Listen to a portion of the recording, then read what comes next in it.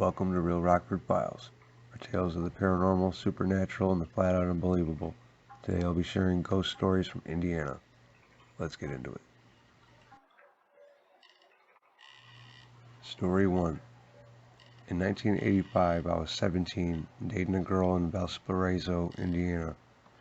Her dad and I became close, and we were both Bears fans at the best time you could be one. I was there late one night in December after a game, and my girlfriend, mother, and sisters went to bed. It was about 2 a.m. when we heard the banging outside. He said, "Want to see something?" We got bundled up and treaded outside in the knee-high snow. They lived outside town in a rural setting with a field across the road and just a few houses on their side. We went around the house, and I could see light in their neighbor's shed. Shadows were flashing around through the light, and you could tell the bulb was swinging. The shed had windows in each door and opened barn style. As we got closer, I could see tools flying around the room and banging against the walls. I looked at him. "Hey, what the hell is that?" He said, "I've seen this twice. Watch." When we got up to the doors, he reached up to grab the handle and looked at me just before he grasped it. He said, "Wait," then grabbed the handle. It was like a plug was pulled. Light went out and everything stopped. All you could hear was the wind. He said, "Show's over." We walked back silently. I went into the service a few months later and never saw him again. We never talked about it. Not once. 20 years later, I ran into my ex-girlfriend and told her that story. She said he never told her that. She called him while I was sitting there, and he said, "Oh yeah, that was something all right." She just shrugged her shoulders and said, "Ain't that just like him?" I guess I won't get him to back my story up. Story 2. So a little background. My room is always cold, but we just blamed it on the fact that I only have one vent leading to my room. But now that I think about it, I believe that's not the reason. I've always had an overactive imagination, so when it comes to seeing things, my parents dismiss it, saying it's all in my head. But last night I caught something on camera. I had this strange feeling that something or someone was watching me from above. I ignored it for a bit, but then it got to a point where I could not fall asleep. So I turned on my camera and started recording my ceiling. I have 8-foot ceilings because I live in the garage that was remodeled into 2 bedrooms. After a little bit, I stopped the recording and looked over the video, and there right above me was a white face. I instantly turned on my light, but there was nothing there that could have created the face I saw. I decided to sleep in a different room so that I would not be bothered, but today, while I was cleaning my room, I would feel someone tapping my shoulder or poking my back. I knew I was alone in my room because I was facing my door, so no one would have walked in behind me without me knowing. I dismissed the taps until I started hearing coughs or sneezes behind me. This is not the first time I've felt that something was with me when I was alone, but this was the first time I knew something was there. I'm too scared to sleep in my room tonight and fear that things might escalate, and I don't know if the entity is attached to the room or me. Story 3. I have had some paranormal activity since I purchased my home in 2015, but lately it has gotten more active, but only during the night. Some nights I am awakened by a voice saying things that I cannot understand, but a couple of weeks ago the voice said plainly, "I want milk." I turned the light on and answered, but got no response. I went back to sleep and was awakened by the sound of feet running fast by the recliner I was sleeping in. I could even feel a cold breeze on my face from the movement. I recently purchased a voice-activated recorder, but do not seem to have any activity when this is on. Last night, I was in my bed reading a book when I, all at once, got the feeling that something was staring at me. Looked around, but could not see anything.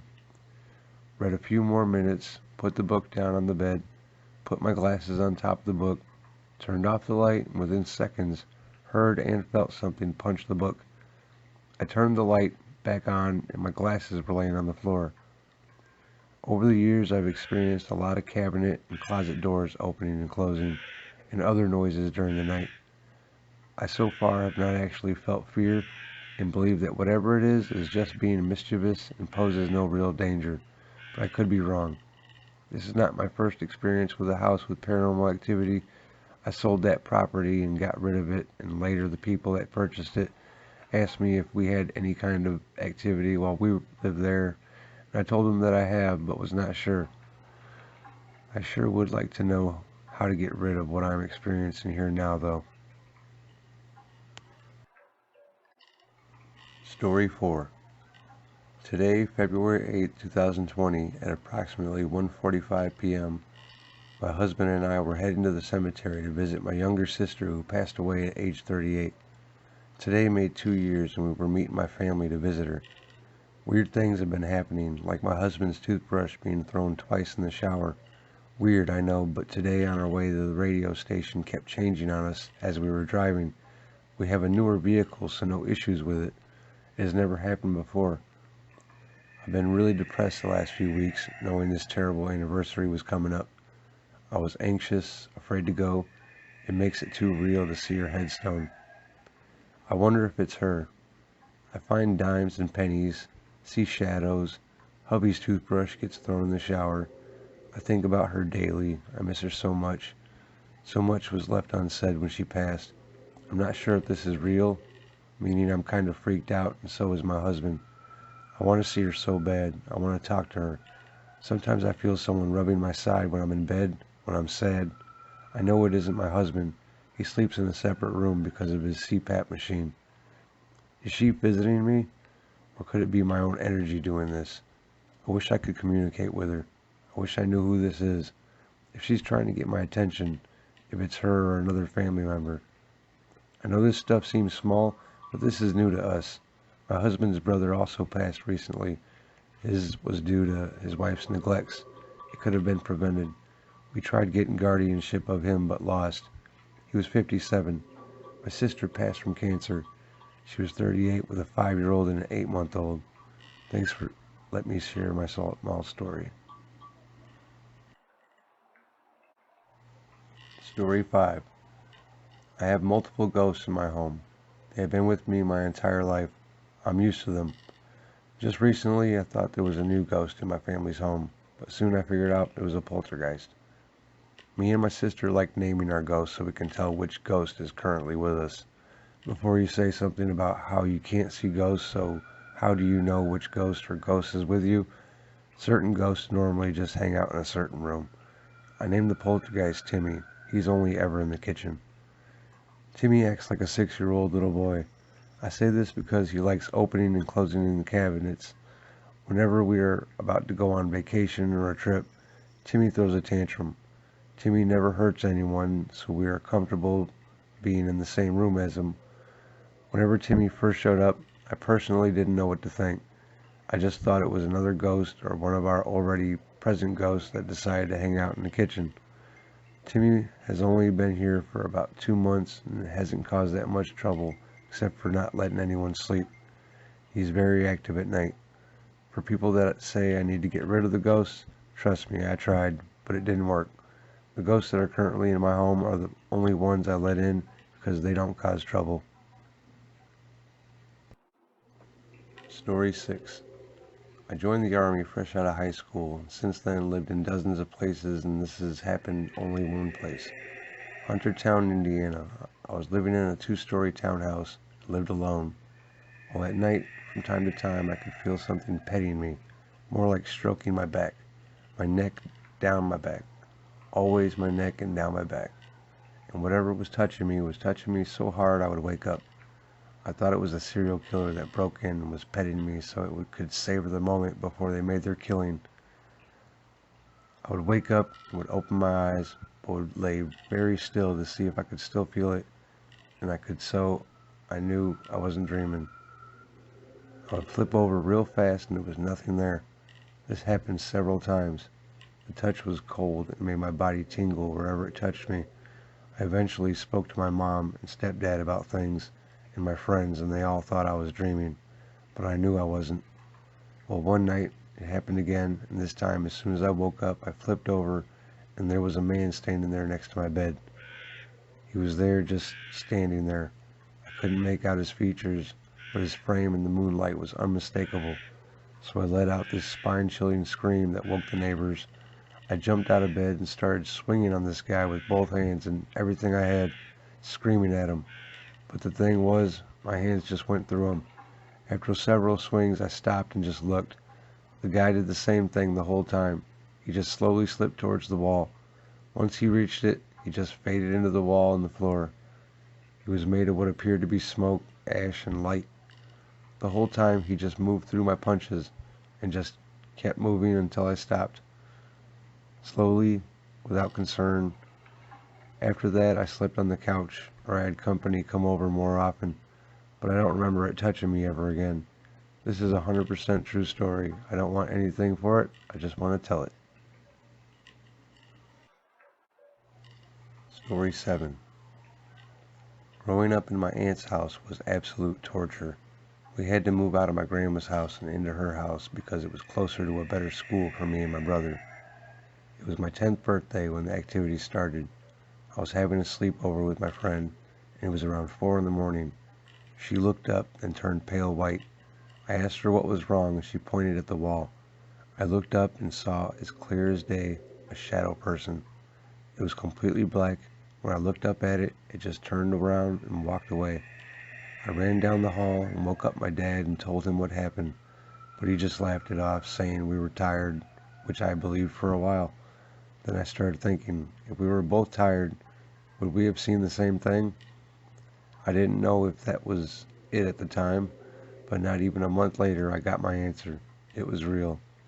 It was the middle of the night, and I had the weirdest nightmare that I don't really remember, but when I woke up, it was a yellow figure on top of me. It was huddled on top of me, holding my arms and legs down. It turned its head and slowly evaporated. Every night until we moved, since that night, there was something behind the bedroom door. I used to sleep with the hall light on and the door open. I'd wake up in the middle of the night to a thing I can only describe as darkness peeking at me from behind the door, like going out and in like it was scared. One morning I woke up on a Saturday. My brother and I shared a bedroom at the time. My brother had already woken up, and I saw a little boy sleeping on my brother's bed. I just left the room and let the little boy sleep there. It was another night where I was sitting on the couch reading a book, and I'm not joking, heard an evil laugh. It sounded like my dad slightly, so I looked up thinking he was home playing a joke. When I did, a shadow man floated through my legs and into the wall. I stared at the wall trying to find it. For a few minutes I couldn't walk. It was around 11. I was playing with my toys and I saw the shadow of my dad coming down the hall laughing. It was him. It was shaped like him, and the laugh was his. I heard him snoring in his room at the same time.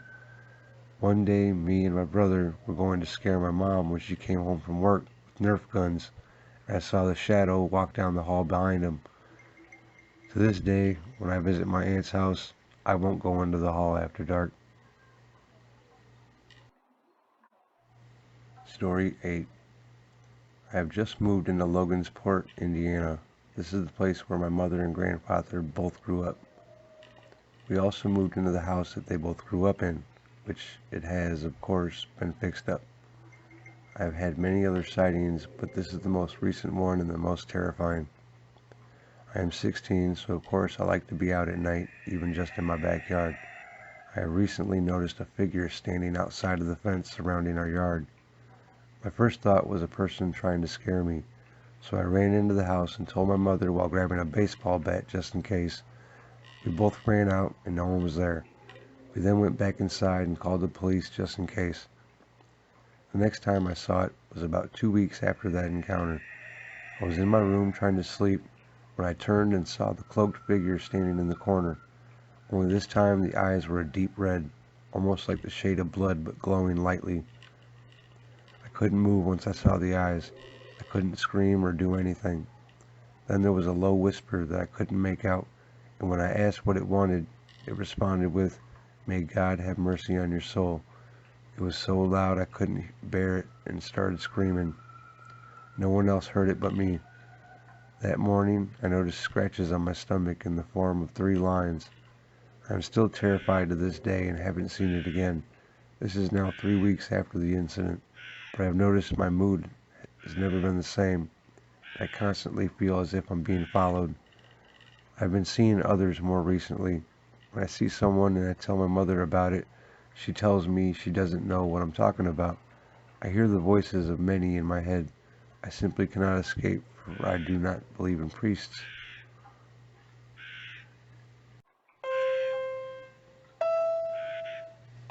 Don't forget to subscribe for more stories.